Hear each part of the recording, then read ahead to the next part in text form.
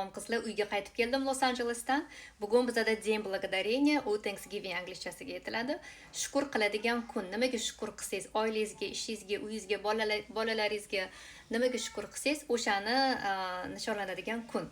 И bugun Amerikada hamma traditsionniy narsalarni pishirishadi, lekin eng главныйsi u turkey. Значит, indyushka. O'zbekchasiga indyuk deyilami? Bilmasdim. O'shani hozir erim pishiradilar, men sizlarga ko'rsataman. Ketdik.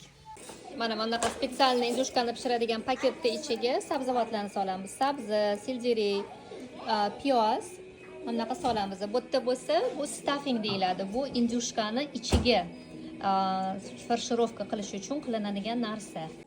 Mana shu stuffing deyiladigan narsani ichiga, indyushkani ichiga farshirovka qilamiz mana shunaqa qilib. Pocheylar o'zlari qo'l qo'llarini o'ynatib, o'zlari qiladilar har doim.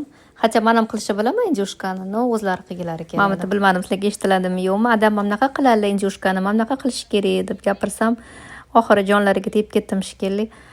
Bo'ldi bo'lmasam, adenikiga borib kuta qolgan. Yana bir marta ada deb aytsang, o'sha adenikiga borib kuta qolgan День благодарения deydilar. Mana qaranglar, ustiga ichiga kelgan saryoni surib chiqdilar-da. Adam endi suradi saryoni. Mani erim bo'lsa, prosta ichiga bundoq qilib qo'yadilar. Biz necha yildan beri Amerikada shunaqa qilamiz deydilar. Keyin ustiga olivkovoy maslo bilan mana shunaqa surib, pripravalar bilan sepib chiqib, mana bunaqa qilib yaxshilab, o'sha priprava solgandan keyin ustidan yana bir marta olivkovoy maslo bilan yana mana bunaqa surib chiqasiz. Keyin mana spetsialniy paketiga ichiga solib qo'yasiz.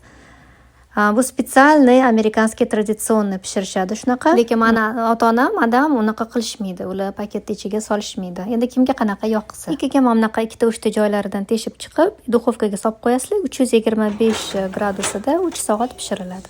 Hozir endi mana turkiyni sokida, o'sha sho'rvasida gravy qilinadi. Bu gravy go'shtni tepasiga pyureni tepasiga qo'yiladigan sos. Mana ichidan olib, mana shuncha sho'rva chiqdi. Endi shu sho'rvadan hozir gravy qilamiz. Ozgina anaqa kraxmal qo'yiladi. Keyin un. Turkiyamiz tayyor. Imam ichidagi stuffingi mana shunaqa отдельный idishga solinadi. Bu ham garnir. O'ta zo'r bo'ladi shu ichidagi. Mana tayyor bo'lyapti bu ham. Mana qizlar, bu klassический День благодарения da yeyiladigan narsa. Bu mana beans, spetsialniy shunaqa zeleniy anaqada qilinadi. Bilmayman, esimda yo'q, o'zbekchasiga qilib yozib qo'yaman. Mana qizil vareniyaga o'xshagan cranberry.